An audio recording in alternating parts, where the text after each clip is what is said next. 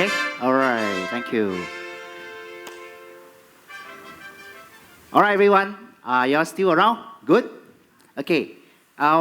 This is a panel on smart marketing. But it is a panel that encompasses many, many different areas. So we will try to cover all the areas that is listed on your brochure. Okay? And then what's going to happen is I'm the moderator. I will speak first, and I will introduce another speaker. And then together we will sit down for our panel. And I will finish up my LinkedIn that I started this morning. A lot of you has requested, and I will not forget. I will do it. All right, so I think it is great for me to introduce someone you have seen yesterday. All right, now, before I get on to this topic, I want to give you a broad overview. We are in the social media week, right? We are studying, exploring, planning, implementing social media. Am I correct? We all want to do that. But in life, like in all of our professional work, we need to understand something. We need to scale upwards. What is on top of social media marketing? It's digital marketing. What is on top of digital marketing? It's marketing. What is on top of marketing? What is on top of marketing? It's branding. Because marketing will have no direction if they do not know what the brand is. What is on top of branding? On top of branding is just an idea. It's just an understanding of who you are. So everything starts with the source of knowing who you are, what do you really do, why are you here, and what's so special, the so-called unique selling proposition. So I hope you got the framework right, that when we learn smart marketing, it doesn't solve all your issues. It only addresses some of the challenges.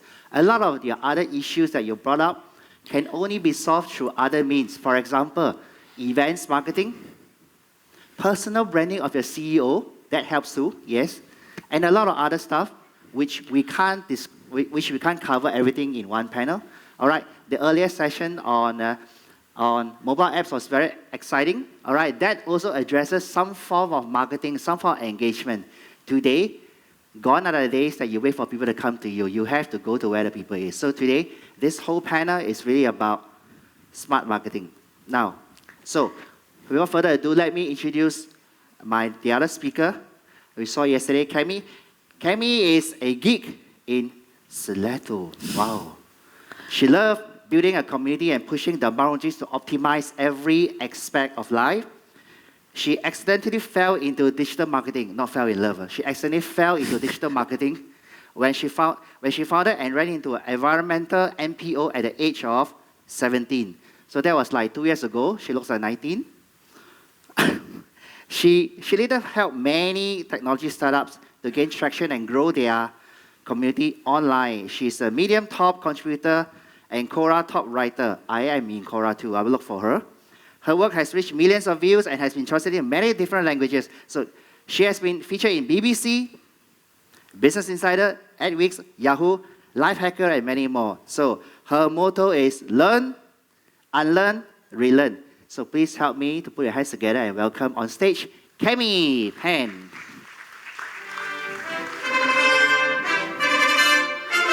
All right, please take a seat.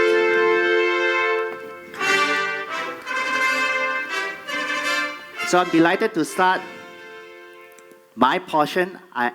As I said yesterday, I'm a top-down approach guy. I'm going to talk to you something that you will love to take home and show your boss.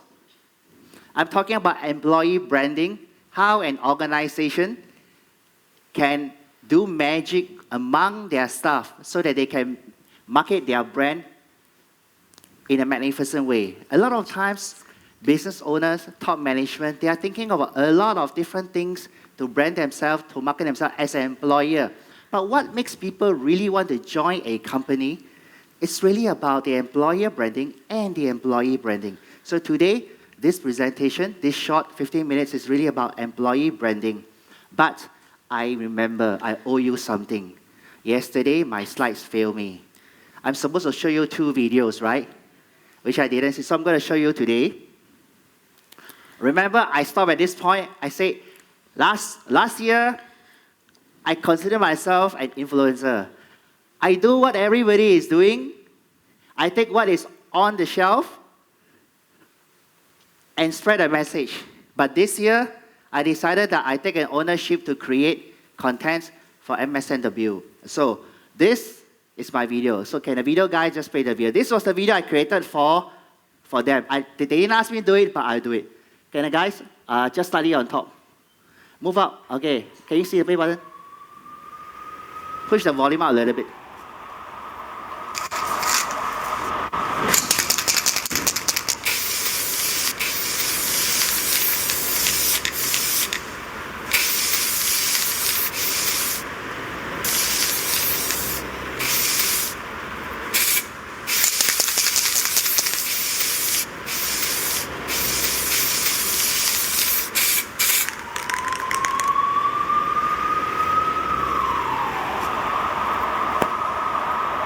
Okay, thank you.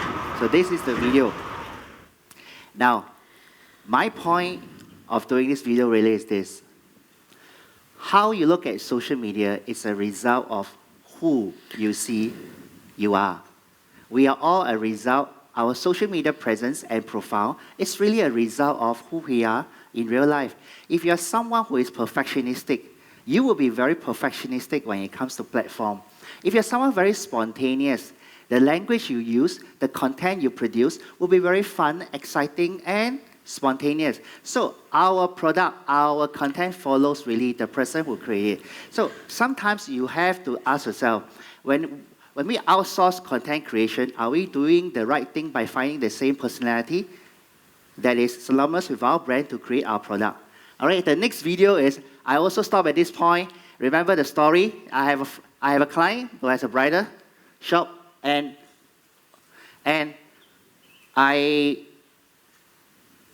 saw that they have a wonderful technology of, this is called an FX mirror, where you select the type of jacket and the suit that you have, including the gown for the ladies, and you can have a virtual fitting. Look at the style and decide whether you wanted to shortlist that for final fitting. So I tried it. All right, this is me doing a selfie. I'm not wearing a suit, and then the mirror shows that I'm on a suit. So I thought, why not I try a gown? And I thought giving my friend a teaser. If I post this and I ask if anyone give me enough support, 150 likes, I will show a video of myself in a gown. So the 150 likes was achieved very fast. Do you want to see the video? Okay, only 11 seconds. So please don't post it, okay? Because I'm gonna delete very soon. So can you play the video? Very, very fast. Wait. Okay. Move up. No, move to the center. You will find a. Even look at the back, the rear view. Do I look? You see? Okay.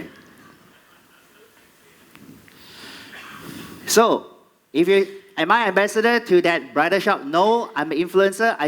I just want to do a spot content creation just to create some hype to help them to launch, because I did their PR, and after the PR is released, of course, you need many influencers to come in. All right? So this is some examples. I want to show you the difference between an influencer and ambassador. But today, we want to discuss employee branding so that every employee, how many of you work for someone here? You work for organization. Okay, okay, half of you. Very good. So regardless whether it is an MNC or a government sector, I think everyone needs to change. Every giant today needs to re-innovate. Kodak, when I was just started out working, was the #1 giant. Kodak invented digital camera, and they were killed by digital camera. So they did not innovate fast enough, so they lose their edge. So it's actually really about shaping employee behavior to project the right brand identity.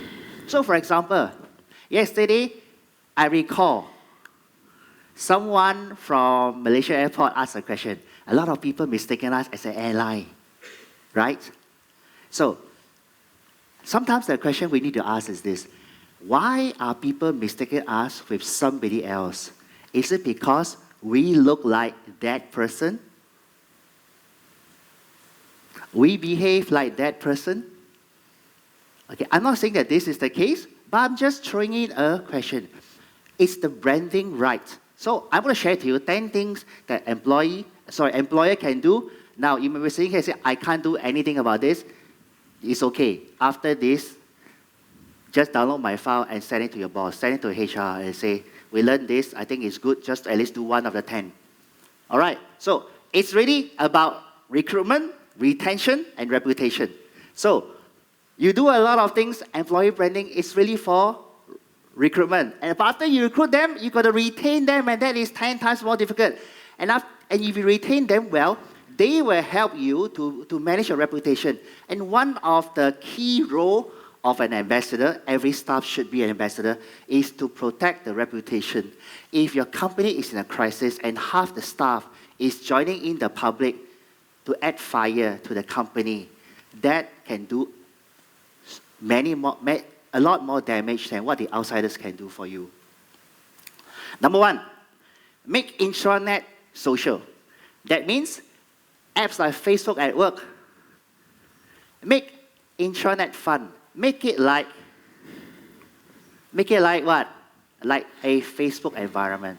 That people can share files. People have a profile. They can send messages. They can join in a group. They can take a poll. For example, if the company wanted to shift the pantry from 3rd floor to the 7th floor, take a poll. How many say yes? How many say no? You don't even need to ask around. Just by the informal poll, you can get a lot of staff sentiment. When a new staff joins a company, they do not need to do so much induction. All they need to do is to create an account, join the fun on the intranet, and they can observe the culture after 1 week. Who is difficult to work with? Who always use direct languages? Who log on every day at 4 a.m.? You know who is who in the company. And you will not step on landmines so often, right? So before you meet a person, you meet a person online in a very safe environment. And I think every employer requires that for intranet. It is no longer a staff portal. It's the old word. We call it enterprise social network. So if you want to try it out on your own before you suggest to your boss, you can try out a month on socialengine.com, download this entire CMS, and you can set up this whole environment within 15 minutes.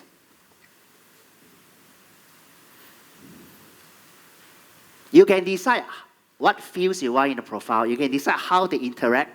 You can decide who can post, who can moderate. You can decide who can upload pictures, videos, up to you. It is an environment that you can create under your intranet. All right, of course, it's only free for 1 month. After that, you invest about $300 US. Socialengine.com, I've tried it. Number 2, promote employee blogging.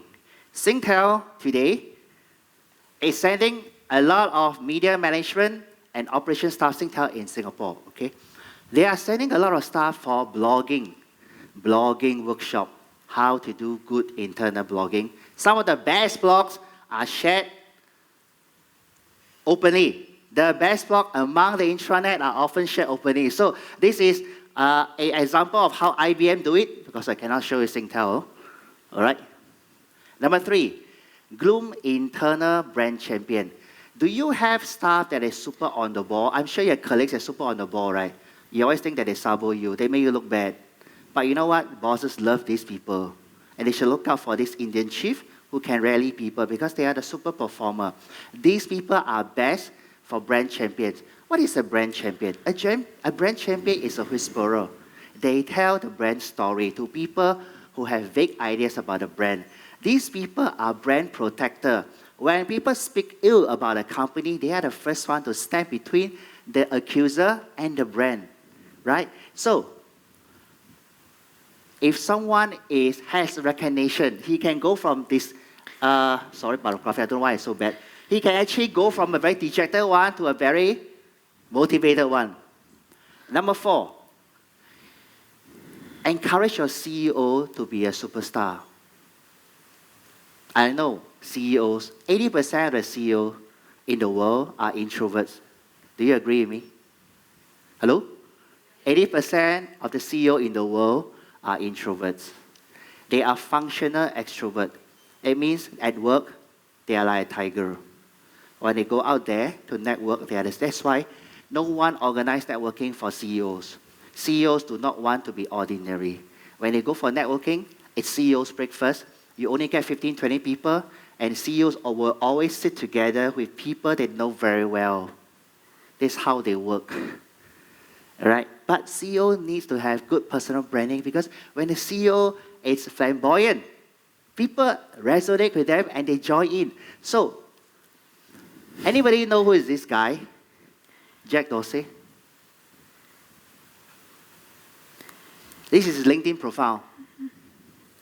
Twitter founder and CEO of Square. Yeah, he was Twitter co-founder, and this is his profile.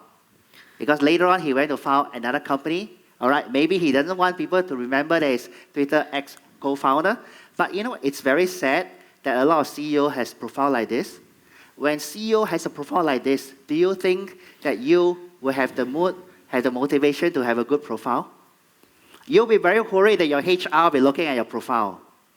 Am I right? You know why HR didn't teach you about doing LinkedIn? Because he doesn't want you to be poached by other people. Then he had less problem. Low turnover, right? Why make you a superstar when other people can poach you, right? So it is really not in the agenda. But today, everything needs to change. You can't do smart marketing when down here it's not smart. You have to grow with the times. There are many, many good CEOs. Of course, you want to know about personal branding. I have a new book coming out, which the workshop I'll tell you. Number 5, create very strong social media presence. So far today, we have talked about a lot of social media platforms that can be used by companies. But I want to show you one example that this company has more than 10 platforms. 10 platforms. I want to show you, okay? Everyone remember this? Starbucks? This is their web, right? Okay. This is their blog on coffee. They blog about coffee. But 2 years ago, Starbucks asked everyone different questions about how they can improve on their business, crowdsourcing. And they do nothing by except by taking suggestions. So Starbucks today is really about giving content. They wanted to tell you how good is their coffee. This is their Facebook.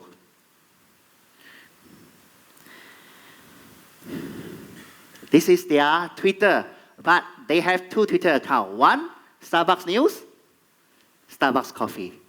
That means you want to know about content, you come to this account. You want to talk about promotion, you go to that account. This is YouTube channel of Starbucks. Starbucks Instagram, Starbucks Pinterest, and Starbucks on Google. Snapchat. Snapchat. Yeah, Snapchat. Sorry, Snapchat. I actually searched for Snapchat because I can't find that Snapchat. And what is this? They are company page on LinkedIn. How many employees? 65,000. That means to say 65,714 people who works for Starbucks put Starbucks as their employer. They are proud to be associated with the company. Number 7. Today, can I ask a question? How many of you, your appointment and your point of contact is clearly listed in your company webpage? Can I find you clearly in the webpage? Can I? So in the past, we used to do this, right? This is the person, this is the name, this is what they do. Am I correct? Okay, try doing this. If company is able to list where can I find you on Twitter, on Pinterest, on Instagram, on Snapchat, that would be wonderful. Everyone become a social ambassador online. Am I right? Okay, so take this shot, it's most important. So do they tell your HR, don't list me this way, let's do it this way.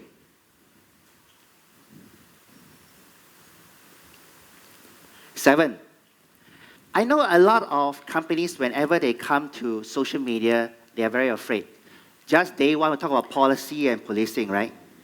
So, I love what our fellow speaker, Joey, all right, when she speaks on policy, she says, put policy in the employee handbook so that when you sign a dotted line, you also know the policy, what you can do and what you can't do. But I suggest this, if you have a hand in writing policy, give more priority to what a person can do rather than give them a long list of what they can't do. Because human tendency is this, if I'm given a long list of what I can't do and a short list of what I can do, what do?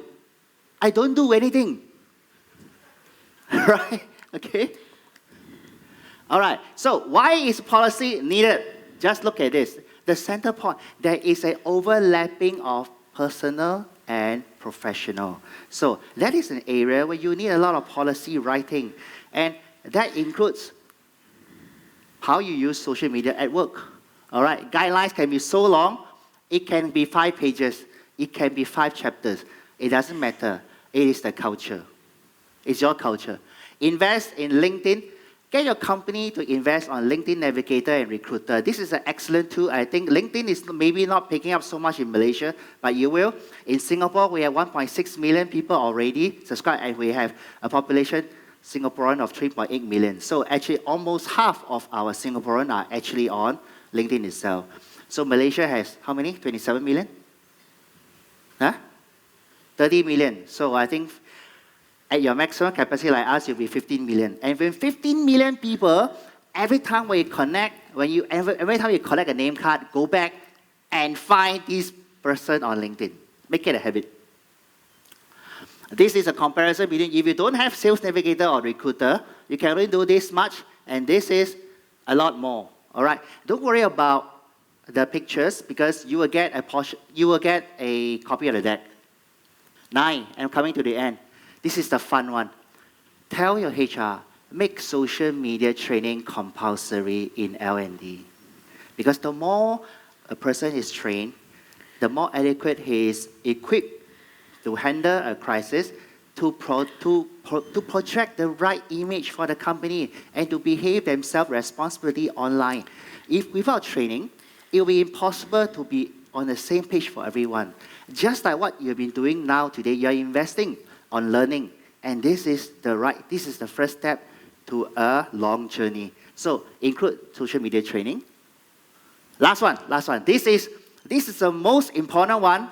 It has absolutely nothing to do with social media. It's about the culture. What is culture? To put simply, culture is the way how we always do things. Am I correct? Culture is the way how we always do things. If you come to Singapore, to our hawker center, you will see that at lunchtime, you see a lot of tissue paper on our chair. You know what is that? That is not a free gift for you. That is our way of saying, that is my chair. You shouldn't take it. All right, so I want to show you some work environment. Do you know that the trick is to make your office so comfortable, people don't feel like going home? Anybody can guess where is this?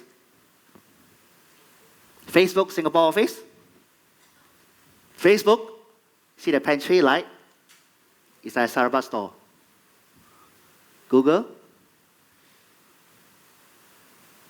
This is Google and Citibank. I think this is a joke.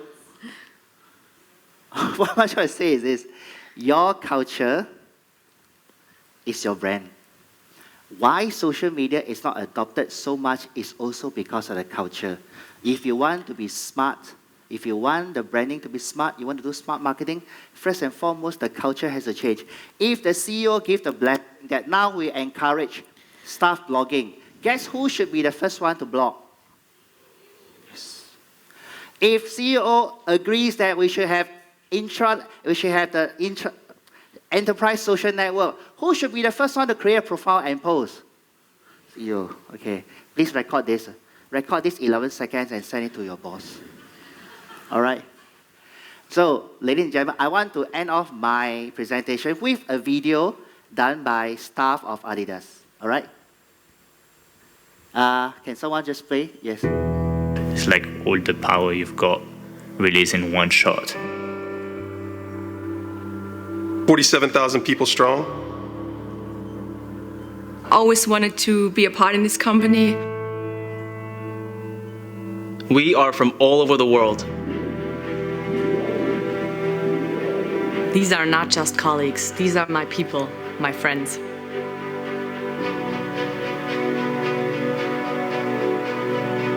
When you love what you do, it's not really work, it's just what you do. This is what drives us, the feeling of discovery and the urge to innovate. It's hard work inventing the future of sport. And that's why we love it.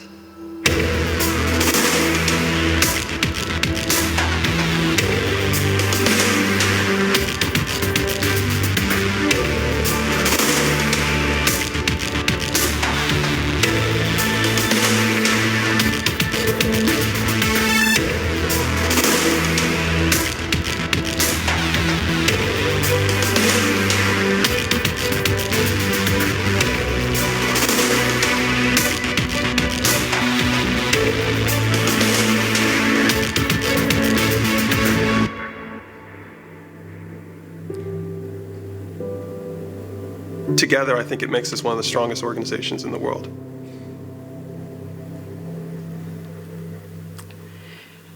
So with that, thank you very much. If you want more information or different social media, you can come to my book site. All right, you can download our presentation. Thank you very much. So I'm going to invite our next speaker to give her presentation, and then we will sit down for a panel. All right, so without further ado, let's invite Kemi. Thank you, Andrew. Yeah, go. Oh. Go on, this one. This one. Okay.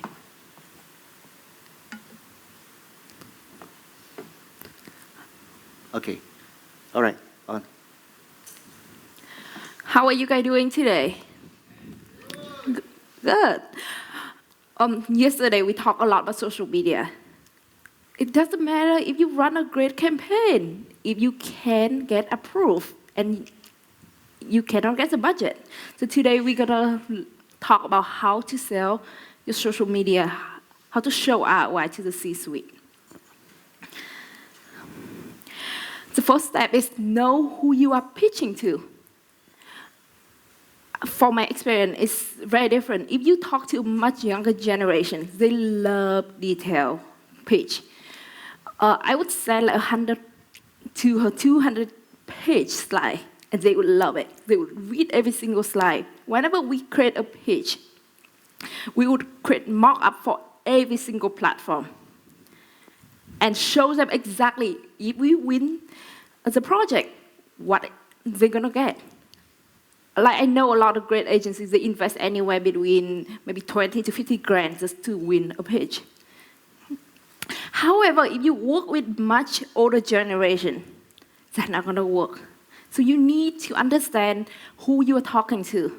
If you're talking to older generation or someone who's old-fashioned, you might talk to someone that's 35 years old and still very old-fashioned. They prefer something like a page, just summarize everything. They don't care how you do things. All they want to know is what you're gonna give them. So when I just start out, I didn't know anything about data.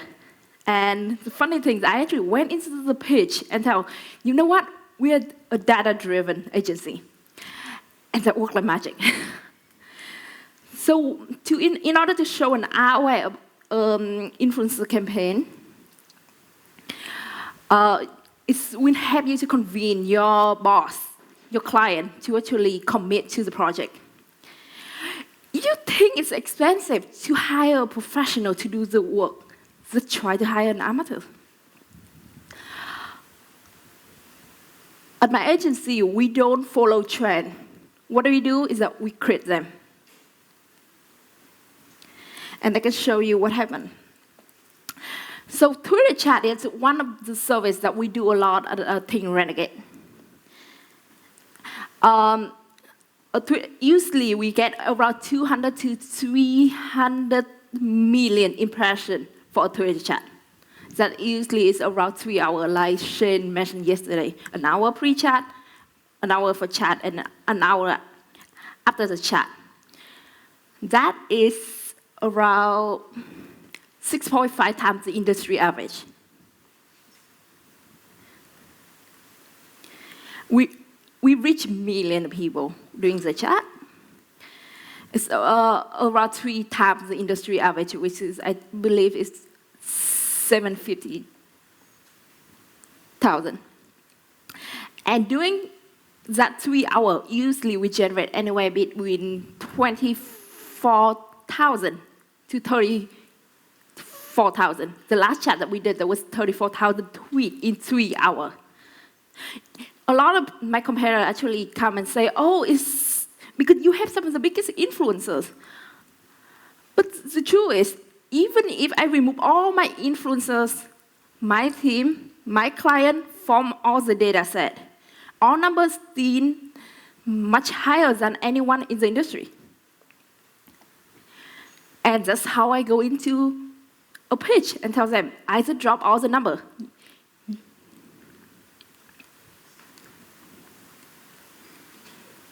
Hold on. So this is the start from, this is what I usually show when I actually have to pitch and to get a client to approve a project. So we run a chat for CIBC, which is one of the biggest banks in Canada. The problem is, on the same night, we have another 2 big banks. We have like over 5 big banks in Canada. And I was telling my team, like, oh no, no one's gonna show up at our chat because we are the last one. So what are we gonna do? Surprisingly, we basically got the same amount of tweet and impression and a lot more reach than the other 2 banks within the first 10 minutes. And that's what you need to go in and show your clients that what you can do for them. Even if you remove all our influencers, our team, and our clients, CIBC, our numbers still much higher than the other 2 banks. We ranked number 1 in Canada for 3 hours straight.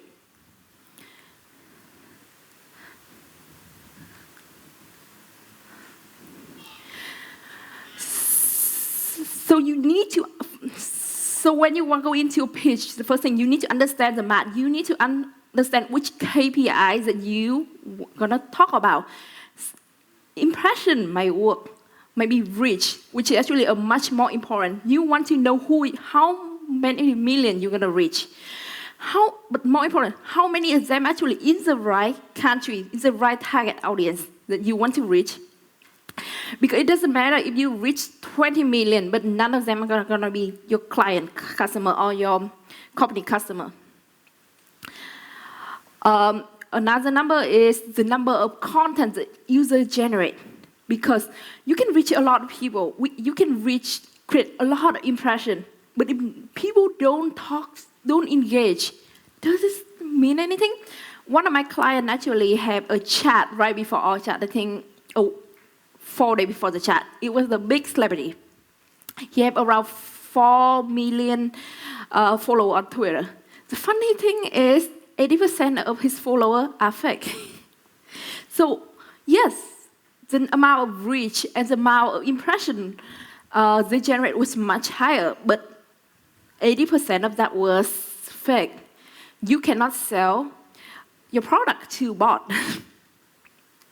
Step number 2 is you need to figure out the reach that you need in order to get what you want. So, for example, you know it takes 1% of the people to click to and buy the product, and you need to sell 100 products. Then you need to make sure that you reach 1,000 people. So what I usually do, when I sign my client, I have to commit to a number, something around like 100 million impression, 2 million reach. And then I actually have to calculate to make sure that I have enough influencers so that I'm not going to hit the number. Usually, I give them 3 times the amount that I say. Why? Because anything can happen on Twitter. There may be a hurricane and no one's going to care about my chat. Or if there's a TV show that launch, it will be impossible to reach number 1. So you need to actually think about all the worst case that could happen to your campaign and put that into your calculation. Step number 3, you need to adjust the level of you can control. There's a lot of things you cannot control when you run a campaign, and you need to prepare for that when you get into the page. What do we do? That we actually have a list of what could go wrong, and we will tell our client that we prepare for all the situation. If XYZ happen, what are we gonna do? If there's 30,000 tweets in the 3 hours, there's not a lot of time for you to actually figure on the spot what you're gonna do. So you need to prepare for that. When I host a chat, usually I get about 300 tweets a minute, which means my Twitter doesn't really load. So if I don't have the answer, I don't know what to do. So you really need to figure out how you're gonna control that. One time, one of my top influencers actually Twitter out got spent 10 minutes before the chat. And what we have to do that we have to get on the phone and call and hire someone on the spot. And you need to have plan to back up because anything can happen. The last one, if something go wrong, the campaign fail, this is the chance for you to remarket to the audience. So make sure that you have your Twitter, your Facebook, your ad roll pixel to actually track all the traffic, so you can actually remarket to the people.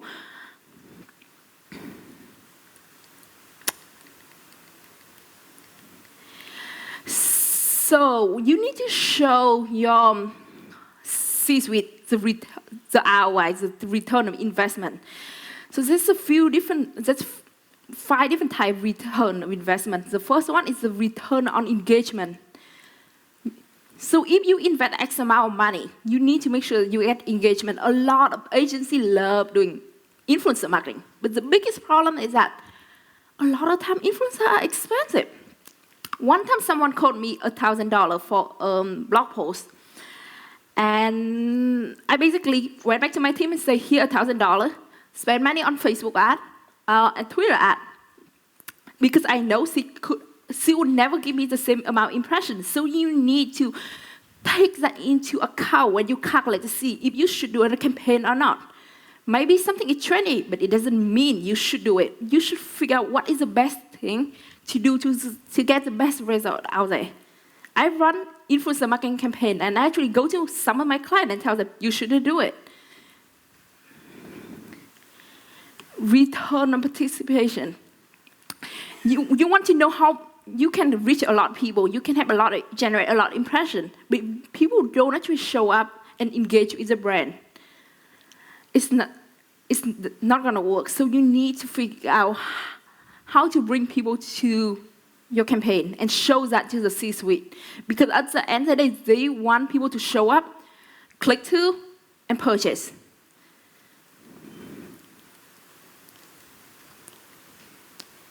Same idea here. It's important, because impression doesn't mean much if you cannot convert it. So you need to push people to actually engage. A lot of time, the reason that we do much better at Twitter chats than other people, because we do one thing different. We ask people to engage. We ask people to ask questions. We ask people to tweet us. The worst case they could do, they would say no. So always ask. The next one is the return of attention. In the digital world, attention is gold. As long as you have the attention, it doesn't matter if they love you or they hate you. There's some way to convert. If they don't care about you, you are in trouble. And the last one is the return on trust. You cannot generate user-generated content if people don't trust you enough to refer you. If people don't want to talk about your brand, if they don't want to share your content, you need to show the C-suite that how you're gonna show the truth. And of course, I love funnel. And this is what you could measure from all the different steps in the funnel. Visits, view, the number of follows, the number of fans, subscriber, brand, and mentor. Keep in mind that you need to take into account whether, we're actually going to cover that in the next slide. When it comes to influence, as is the right fit or not. When it comes to engagement, not every piece of content is equal. So you need to make sure that you know how you're going to weight different type of content. A Twitter chat versus an Instagram campaign are totally different. Instagram outreach campaign usually have much lower impression and engagement rate. However, the conversion rate on Instagram is much higher. Instagram is the new catalog for the 21st century. It's where people go and shop. They go to different hashtags and they find the products they want to buy. And the last one is conversion. Are people saying sign up? Are people click to? Are people buying the product? And they're going to lead to sale. The next step is that you need to show your process. Because a lot of time, when I try to seal a deal, the best thing to do is actually show them how am I going to do that, because that makes us different. I always tell my team that you need to be 10 times better than others. After each campaign, what we do is that, how can we beat our record?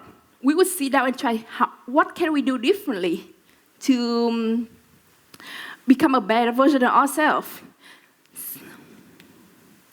For content marketing, I always tell people, spend 20% of your time creating the content, 10% of your time optimize the content, and the last 70% promote the content. It doesn't matter how good your content is if you don't promote it. And people, my client loves this kind of stuff. They love when we show them how we do things. They love when I create mock-up. That costs us a lot of money. But you need to invest into your campaign. It's your child, it's your dream. If you want that to happen, you need to invest your time and show people how you're going to do it.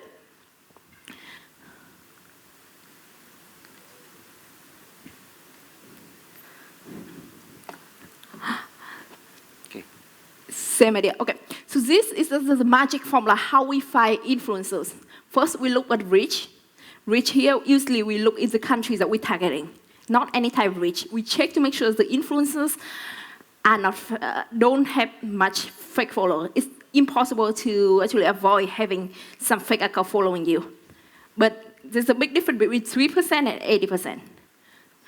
Number two, that we need to make sure there's actually an influence and reach. I don't care if you have 2 million followers on Instagram and you have only 1,000 likes. That the engagement rate is way too low. For example, on Instagram, if you are under 100,000, you should get around 5 to 10% engagement. That's a healthy rate. The more followers you have, the rate is going to actually drop down. Then you will look at anywhere between 2 or 3% when your account gets bigger. Number three is the work ethic. If the influencer is going to work for you, if are they going to work really hard and try to push in your campaign, it doesn't matter if you work with a diva and who is going to show up, send a tweet, take a picture, and run. Because it will show. All influencers tweet anywhere between 200 and 400 tweets an hour. They actually talk and engage with the audience. And we have to train all people to do that because no one asking the same thing. And all influencers know that if they're showing up for a chat, they need to engage. Are they going to be available for the campaign? Usually campaign going to be shipped around. So we need to know that if people have time, who can show up, people can, and especially when you deal with Fortune 500, you need to take account into legal. Legal can be a pain. And a lot of time, they want us to send in content within an hour, and it's gonna take them 2 weeks to approve something. And a lot of time, the deadline gonna be shaped around. Is your influencer gonna be ready to deal with all that trouble? And the last one is fit. Is your influencer gonna get along with your team or not? If they don't get along with your team, don't bother. It doesn't matter how big, how influencers is. You need a team that's gonna work together.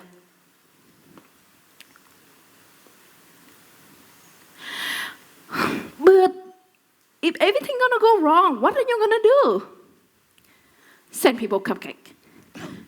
It's work. It's funny because today, actually just sent $200 worth of cupcake to a client. I got more email from him today than the last 2 weeks. People always forget that people usually don't work as the best people. They work as the people they like the most. In Silicon Valley, they usually say that everyone needs to learn how to code. I don't believe that. I believe that everyone needs to learn how to sell. Like Andrew mentioned earlier, you are a personal brand. You need to sell yourself. You need to sell your business. So it doesn't matter how good are you at social media or how good are you at pitching, showing ROI, if the person in front of you doesn't like you. So do whatever it takes. What I have done in the past, I went out in minus 30 degrees to buy tea because someone is sick. I bought someone's favorite movie, but he doesn't even know the name of the movie. I went to search on Google, read like 20 pages to find the movie. That kind of little thing count. People remember that. The best investment you can ever make in life is invest in people. And never forget that. In business, if you want to sell your idea, you need to make sure people love you first. Because you can have the best idea out there, but if they hate you, it will never be approved. Thank you. All right, thank you very much, Kemi. All right, thank you very, very much. Okay, this is what I'm going to do. I'm going to spend 5 minutes finishing LinkedIn, and I'm going to sit down again and invite another speaker friend of ours to come and join me in the panel because I think you have heard enough from me. I would like to interview 2 panelists, all right, so that to give you a holistic view of smart marketing. Now, let me continue LinkedIn in 5 minutes, and then we will get on to the show. Now, can you tweak this? The first step to smart marketing is humble self-marketing. The first step to smart marketing is humble self-marketing. I believe every marketer here, you can't call yourself a marketer if you can't market yourself. So the number one thing that we need to concern about is who we are on LinkedIn. You may not want to share to me, you may not want to be my friend on Facebook, but if somebody wants to have a virtual handshake with you, connect with them on LinkedIn. And I'm going to continue where I left off this morning. So, just recap. Number one, what did I say on photograph? Decent, recent, professional photograph for your profile picture on LinkedIn. Number two, your summary answer 3 questions. Number one, who are you? Tell me 6, 7 things about yourself. Number two, second question is very important to answer. What is your role in the professional life? Are you a collaborator? Are you a connector? Are you a rainmaker? Are you a deal maker? What is your role? Third question is, why are you so unique? Why should I hire you? Why should I work with you? So, summary, answer these 3 questions. You have a decent summary. Next up, skill set. There's another question on LinkedIn is about skills. I give you a golden nugget. Treat writing of your skills like keywords.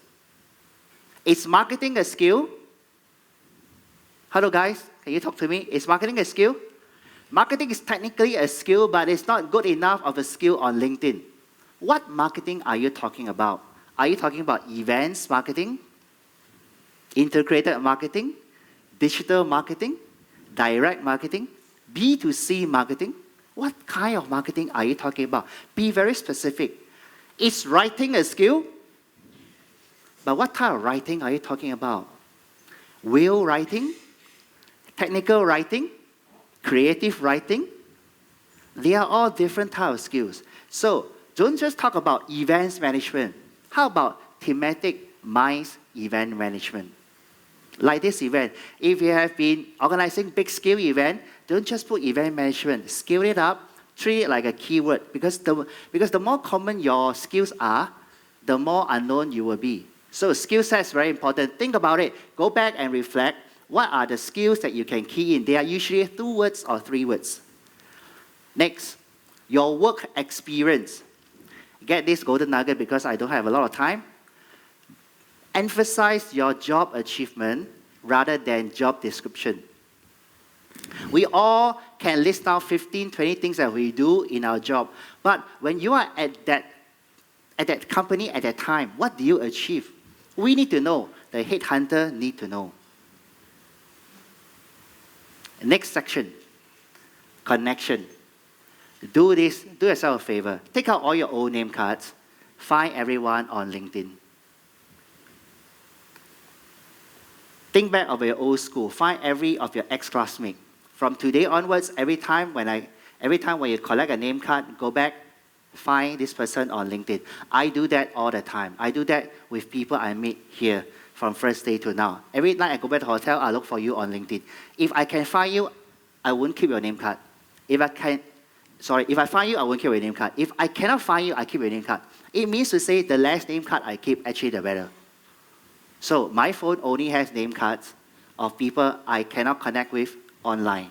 Because once you are on my LinkedIn, I will know your every move. Because I sign up Sales Navigator, I track people actually. Okay. Last one, recommendation. Have you done something great to anyone in your life? You have, right? If they give you a letter of commendation in printed copy, you can scan it, you can post on Instagram, and that's about it. Or you can keep it in a drawer. Or why not ask this person, are you on LinkedIn? Can you give me the same thing as a recommendation attached to my work experience at that time when you know me?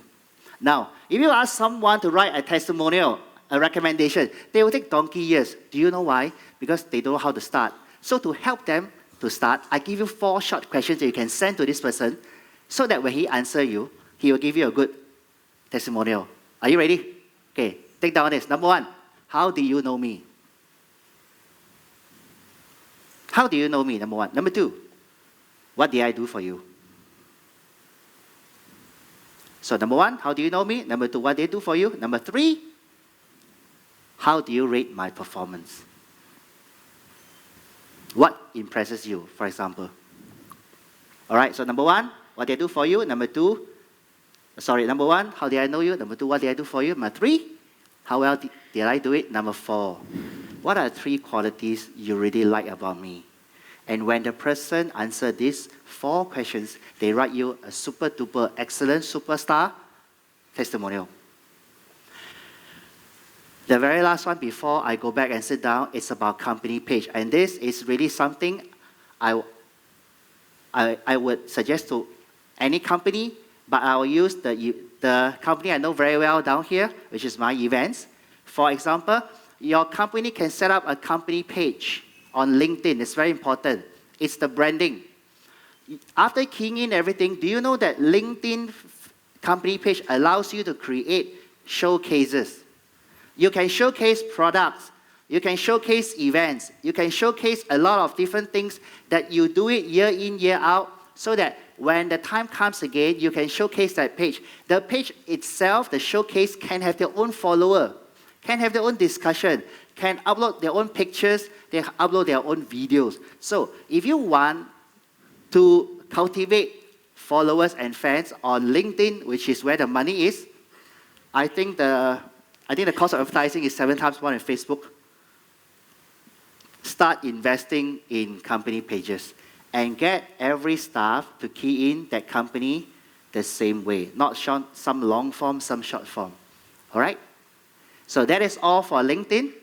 Thank you very much for your attention. Thank you, thank you. I will now go back to my moderator role. Sorry, I keep changing hats. All right, I'm going to invite one friend that I know since day one. We connected very well, had dinner together. I mean, not only she and I, but with several other people. All right, everybody wants her to speak again. So I'm going to be impromptu because I'm the moderator. I'm going to invite my new good friend, Joey Keynes, to come out and take a seat at the panel so that we can have a more holistic view of smart marketing. Thank you. And let's give Joey another round of applause as she come out. So Joey, you have a very short presentation for us, right? Do you have? If not, we can go straight to the panel because I think everyone has a lot of questions. I can do one if you want me to. Okay, let's take a seat first. Okay. All right, because I have some questions. I'll move down the agenda for some of my questions, and then I will take it to the floor. Now, guys, please, you are here. Take part in the discussion.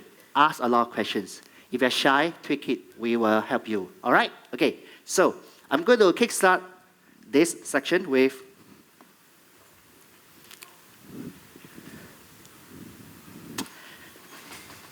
I have a question. We have heard a lot about ROI, success cases, conversions. What is one thing you can talk about when we talk about you are successful on social media? What does it mean to you? It depends on the KPI of what you're looking to achieve with a company because lots of companies are different. So when I was mentioning yesterday about how we work with companies about what is the outcome that you want to achieve. So you need to make sure that your social media strategy is very aligned with what your business outcome is. So it really depends on the company. For my own, I've got different strategies for each platforms that I use. So it's thinking about what is my outcome, what do I want to achieve in my business, and how can I use social media as an additional tool to help me achieve those goals. Okay, thank you. How about Kemi? Usually, for my client, is either they're looking for awareness or they're looking for sale. So for each of them, it will be different. For awareness, you will see how can you generate the most impression, how can you reach the most people. When it comes to sale, maybe not the KPI may be different because maybe we're going to reach a much smaller audience, but the type of audience that's going to convert. We need to do more data mining to actually figure out who they are and actually target them directly. So make sure that you upload custom audience to your Facebook, to your Twitter, to your advertising. For your advertising campaign, to make sure that your audience is very tailored to the campaign, not just any type of audience, I would say. Okay. Now, in my line of work, I often come with this. I mean, I always come across these challenges by a lot of my clients. They are media managers. We have gone through the training. We have heard you spoken. I mean, it's great. But you know what? Our top management just doesn't have the buy-in. A lot of creative ideas that we have to do marketing, they don't agree. So can you share maybe your top 1, 2 secret? I mean, your 1, 2 tricks, help, or whatever that you can share to us. How do you convince top management to give a commitment to social media marketing? Okay, this has always been a challenge for lots of digital marketing agencies, and we've just harnessed the power of something called NLP. I don't know if any of you in the audience, show of hands, you heard of NLP Neuro-linguistic programming? Yeah, neuralistic programming. Yeah, and so we've learnt that when you go into a boardroom and you've got different people in there, I'll give you the scenario. If you imagine when you put down a bowl of food to a dog, eat it straight away. Whereas if you put food down for a cat, it might look at it and come back to it later. So you need to identify the cats and the dogs in the room So the dogs are the people that take in the information straight away and they really want to get into that creative idea, whereas the cat is the person that sits there and just wonders as to whether they should do it or they ponder on that. So you can learn this type of language to be able to deal with the people in the room, and it's the cats that you really need to focus on. And once you identify the cats, it's then that you need to then think about their language patterns. So are they audio, or do they like to visualize things? Are they logic? So do they need to see graphs? So if the board are more about looking at statistics, you need to show them the statistics of what social media can actually give to them. If they're more about feelings, they're going to have a gut feeling about it. So you need to think about how can you share and persuade them, not persuade them, but show them a reason as to why they might do it. What is their out the business? What are they trying to achieve? And then tell them, this is how it will feel if this is what we can achieve in our business. So you need to be able to deal with the people in the board, not in persuasion, but it's about actually dealing with that person in the way that they actually communicate, and showing them the benefits of social media in the way that they would actually understand it. And that's what we miss out. It's about communication. It's not about these great big results of impressions. It's about how we speak to people. It's about how we communicate. Right. And you might have a completely different opinion with me on that, but of course. There's no right or wrong way, more than one way to convince top management. I agree, Joey. So what I usually tell people, the 3 keys to success: do your homework, think smart, act stupid. The reason is that the pitch actually begins way before you even start. If you want to stand out, do something different, do something that everyone else is not doing. Learn the habit, understand the network of everyone you're going to meet in the meeting. Make sure that you know the gatekeeper, and make sure that you send her flower. Make sure that you take her out for lunch, because she will be the key to open the door. A lot of time, C-suite have very influential wife. Make sure that you are on the board of the same chair with her if you want to close the deal. Learn their habit, learn what they like Caesar mentioned earlier, that you really need to understand how they are and make sure they like you before you even walk into that room. You need to close the deal before you even walk through the door. The second step is that you need to think smart. You need to figure out exactly, just like chess, figure out exactly where you are on the board and plan ahead. If something gonna fail, what you gonna do next? The last step, act stupid. People don't like other people who are gonna outshine them. You just need to be smart enough, but not too smart. People more likely to have people who are below them than above them.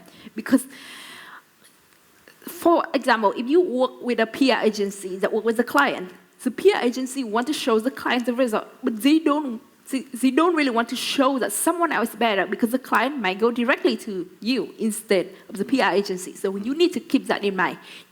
So the key is, instead of make yourself look good, try to make the person you try to convince look good.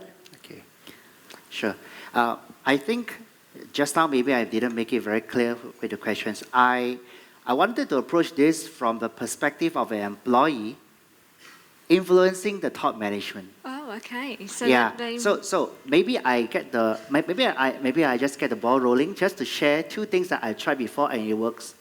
All right. Number 1 is I often encourage the staff, the middle management, to just do a competitive analysis of your top 3 competitor. Show it in a board meeting. That usually works, because people act by fear. That's number 1. Number 2. Get your social media consultant together and make him offer to the C-level executive, your CEO, COO, CIO, a closed-door power pack workshop on social media. Because they do not want to let you know that they have a lot of fear. They do not want to let you know what they don't know. So the best way is to give them stability, security, and privacy. They learn on their own. They will then translate those fears to the trainer. And it is a trainer job to address every single fear. I discover sometimes that some CEOs do not want to embark on social media because they are afraid that their employee will be poached. So we come up with employee branding. Some people are afraid of negative comments. Then we come up with response strategy map. The top level needs their mind to be settled. And in a nutshell, just remember this. Make sure you have an answer to the worst case scenario. And maybe the buy-in will come. What about Joey? Yeah, just adding to that, as employees, you remember the tool that I told you about yesterday called Follow a Wonk? That provides the access to be able to give the comparable of other competitors. So you can go and put your competitors' usernames in there, and it'll give you a map of what your competitors are doing, which is a really great report that you can print off to use for the board, which we do in very many cases when we're working with clients. So normally the digital marketing consultant will come to us and say, look, we need to, explain this to the board, and that's a really good point there. Yes. Okay, so one of the points is that usually the board members, they don't care about impressions, they don't care about awareness. What they care about is that, are we going to increase sales? That's what they need to show the shareholder at the end of the year.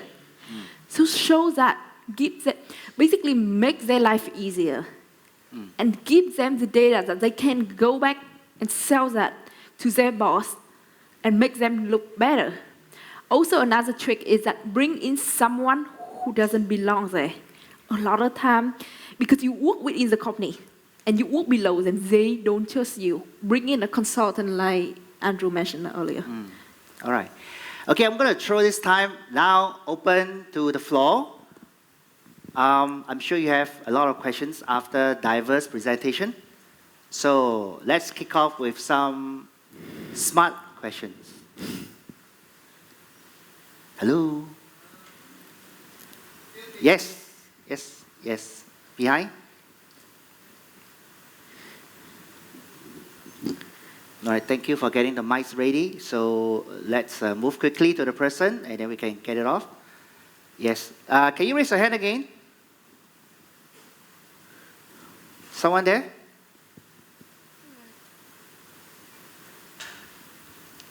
Did you raise your hand? Or did you do the stretching? Okay, never mind. Okay. Anyone else has a question?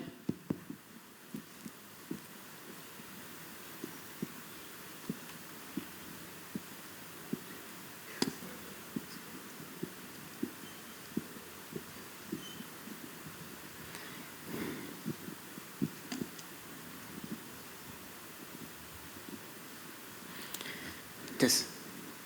Hi, good morning. I hope no one cares, right? My face only, again. I think more to Jam, to make my higher level say yes to my campaign. How you can advise me, this campaign actually really worked, but we're not able to show them the data that is the right campaign that they should run. Thank you. I thought it... Was it for me? Yeah. For Cami?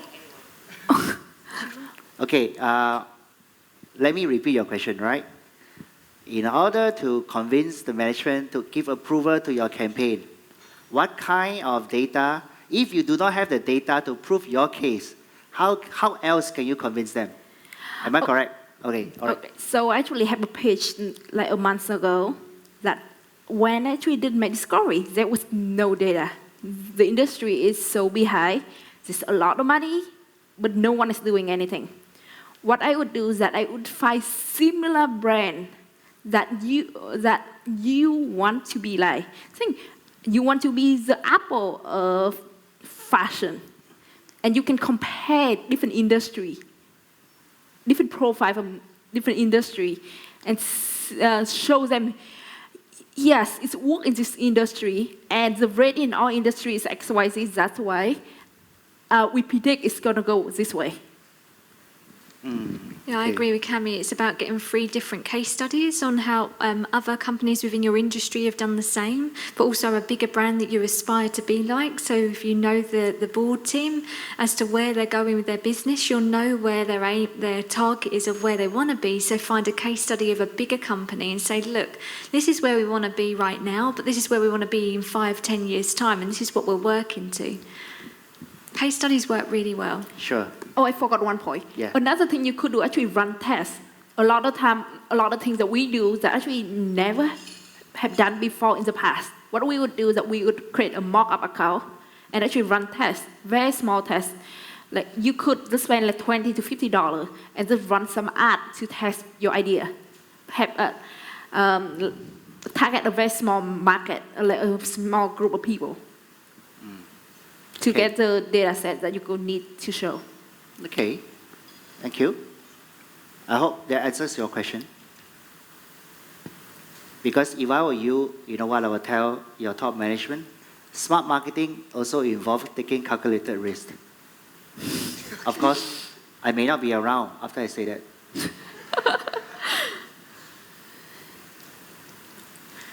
Any more questions? Okay, I'm going to do something that create engagement, because if you still don't bite this, okay, yes, all right. After you, I will just throw out the caveat. It's almost time. Lisa. We don't talk about general social media question. The top of general social media question. Hi. My question is actually about the employee or enterprise social network, the first presentation just now. And I've seen a few, the organizations I've been in who have tried to implement Yammer, but have failed in getting employees to move from external social networks to the internal social network. So what are some of the steps that can help to make the move a success? Wonderful. You go first. It's a really good one, how we can try and get more social in an organisation. And I've been in many organisations, international companies, especially in Europe, where they're really trying to get their, they call their company a social media army. That's what they want their employees to be. And they took on Yammer, and what they started to do, they started to take away the notice board in the staff room.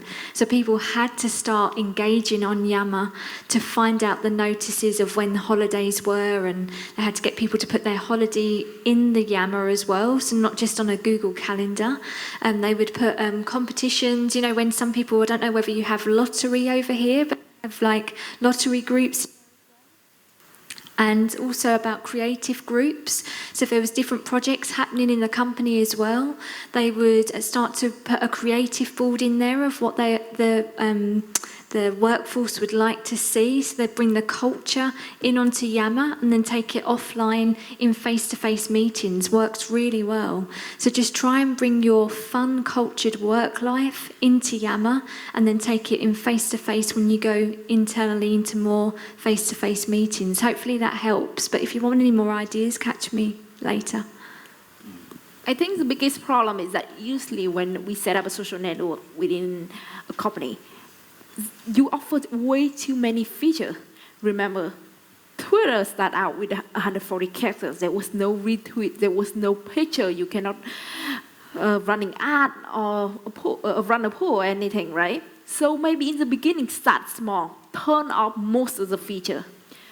Just only turn off the most important one and try to get people using that feature. Once you have the community, you can slowly add more feature to the social network. Because when you give people way too many options, they don't want to take any action at all. Okay, I'm going to share a live story, a live case that I have done with one of the company in Singapore. This is how we do it. First of all, you got to understand, nothing initiated by the company from the management down will have a lot of active participation. They will take it as an instruction rather than an engagement. So what a telco has done in Singapore was this. They created a system, they use Yammer, they actually did it in-house, they have 12,500 staff. What they have done is before they launch the enterprise social network, they launch it from at the department level. Okay, so you cannot launch it at the company-wide level. You will not be able to do it. Launch it at a section level, department level, group level, company level. Now, at the launch, they had an external speaker to do a keynote. It's never going to be your CEO, because the same message must come from somebody's mouth. And then, of course, the CEO already briefed the speaker. Of course, the speaker will be myself, yours truly. He already briefed me, please emphasize this point. And when I finished my keynote, he stood up and he said, let's do what the speaker is saying. That's number one. Number two, 3 months before the launch of the Enterprise Social Network, there were already intensive training for brand champions. That means they were handpicked the best employee. Oh, Sally, you're going to be a mom in 2 months' time, right? So when we launch, your baby will be 3 months old. Can you be the first one to post your baby picture on our Enterprise Social Network? Get the rest of the staff going. Because if no one tries it first, others are not going to follow. Am I right? Yes? So that is one.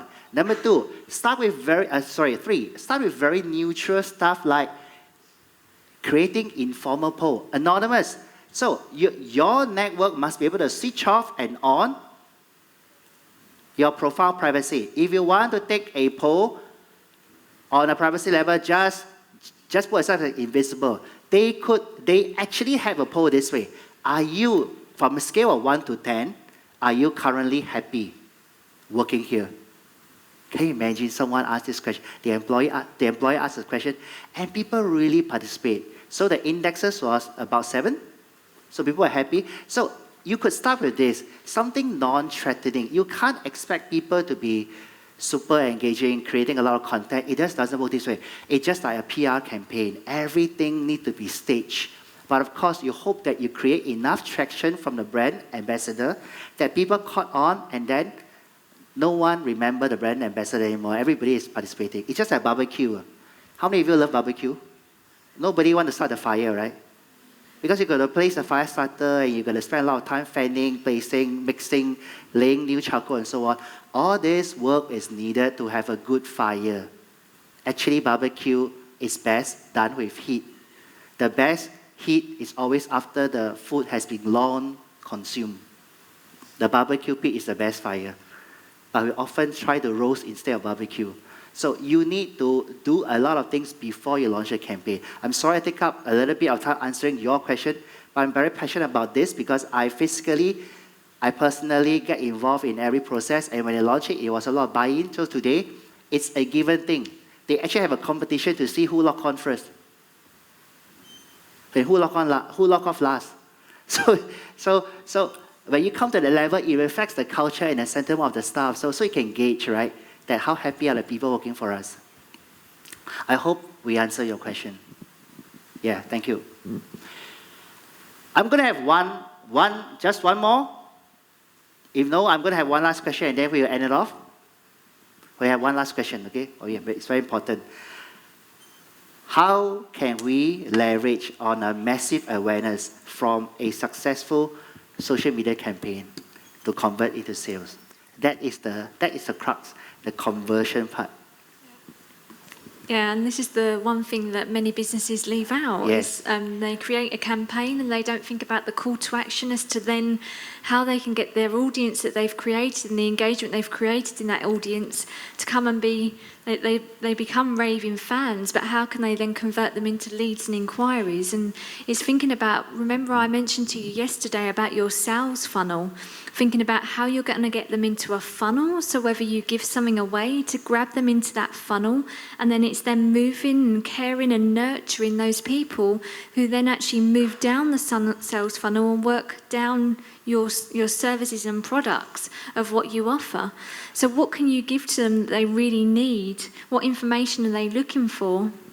So for example, with a sales funnel, it might be you'd be giving away a free book or a free ebook, and you grab them in, and then you send a regular newsletter, or you create a free event, and you you get them into the event, and you're then face to face with them, and you're giving them lots of value. You're giving them 3 times more value than competitors. Sure. And that's when you then convert them into sales and leads where you feel comfortable. Yes, that's right. So Kemi, very Yes. precisely, how do you leverage on awareness besides sending them cupcakes? Cupcake work. Okay. Yes, I agree, Joey, that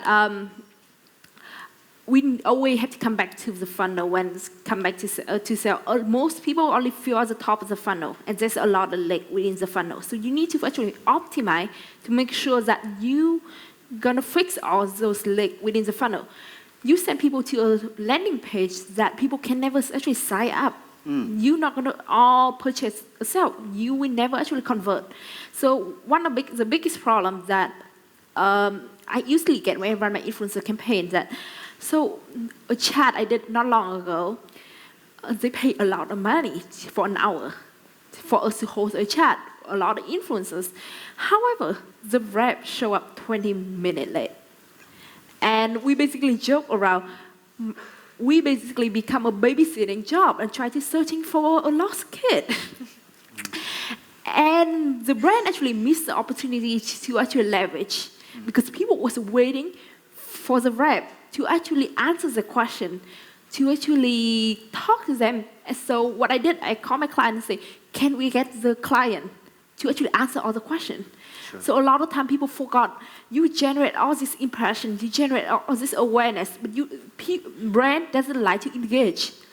They forgot that if people ask questions, they need to actually walk the person to the sales funnel. So they need to reply to all the questions. They need to send them to the e-commerce site because a lot of time people just have missing information. They already show interest, but they don't have the right information to take the action. So the brand needs to actually have a strategy to actually convert it. So basically, an influencer marketing campaign fills the top of the funnel. You will need different strategy throughout the funnel to convert it. And at the end, convert them into brand ambassador. Not just close the sale at the end of the funnel, but actually convert them into generate more UGC, to actually generate even more sale at the end. Okay. And with that, let me summarize this panel. I think smart marketing starts with yourself. We got to have humble. Excuse me. Sorry. Here. Oh yeah. Okay. You have a question? Yeah, it's not actually a question, but I think I'm trying to give. Sorry, I'm Mona Lisa from Shah Alam. Sure. I'm late today because I just came back from Saudi. But I'm here because I'm really interested of being for this program in social media. Okay, I'm so sorry. I'm late, but I think I try to get to understanding in this program. I mean, in these courses or for today. What that is in my idea, I'm not too long in business, but only in 29 years in business. But I consider in this social media, you are talking about a lot of marketing, right? Okay, that is the most important. But what is my view here? Why for this program, I want can't you do a website for us so that we have the networking? Because when you talk about money, we can just talk about profit and loss. But the actual money that we want to earn for profit, that is most important. Okay, for me, about awareness, about sales, about marketing, it's always in my head. It's always in my ear to ears and listen about it. But the actual output for this program, what it is, okay? So I suggest that this organizer to do a website so that we can link networking together, not only in Malaysia, but I could love to have a networking in international level. Can you do that? I think that question I have to ask the organizer. Okay, it's okay. So because this is the point, because you asked me for the question, right? Yes. I mean for the audience for the question. So at least I just want to have open eyes so that we can do something out of the box, not only in the box. Okay, and also I think about lots of product. You're talking about products, about sales, but some of our business is not only about product, but it's also about services. Okay, the services. How are we going to? We know that our service is a good service, but how are we going to market the service to make sure that the business sustain and we can go from top level? It can grow into an international level, and we can grow, and we can have a huge networking. We have lots of networking for that. Sure. Okay? Now, I need to summarize the panel and your questions together, so I'm going to attempt to do it. This is a very loaded question. Definitely, it deserves some discussion. One answer will not be able to satisfy, but I think for the essence of time, I'm going to do this. There are still two more interesting panels that will answer your question, because the very next one is local context, international context. That's number one. And about networking, there are already a lot of social platforms that connect a lot of different participants for many years to the brand itself. So find out where are the platform. Instagram, we have Twitter, we have Facebook. And of course, if you want to network with me, you can always get my name card. All right, and of course with everybody else. Okay, so allow me to wrap up this, and then we can discuss more offline. Of course, you can send a tweet. I'd like to know more about your business, but allow me to finish first. Is that okay? Yes, thank you. So this panel, very loaded. It's about smart marketing. It starts with yourself, and then you go back to the company. The company needs to have good employer branding and employee branding. Of course, when it comes to employee branding, it needs to buy in. Now, regarding smart marketing campaign, ROI awareness, you need to know who you are and what you are doing. If you know why you exist, the how is simple. I say again, if you know why you exist, the how is simple. How to measure success, how to measure everything. It will come to you with the people that belongs to your brand. Last but not least, I think the keyword here is continuity. How do you build on awareness? How do you convert? Like what this lady has been sharing. Conversion is the most important. We all want money at the end of the day. There's no point doing a lot of content and getting involved in conversation without seeing the money. So where do we see the money? We need good case studies, people who have been there, done that, to step forward and share. And we are not having this enough, not even in Singapore. I hope this fire will catch on in Malaysia, and I hope Malaysia Social Media Week will be able to do that much more effectively as we go along. So, thank you very much for being here. I'll hand the time back to MC.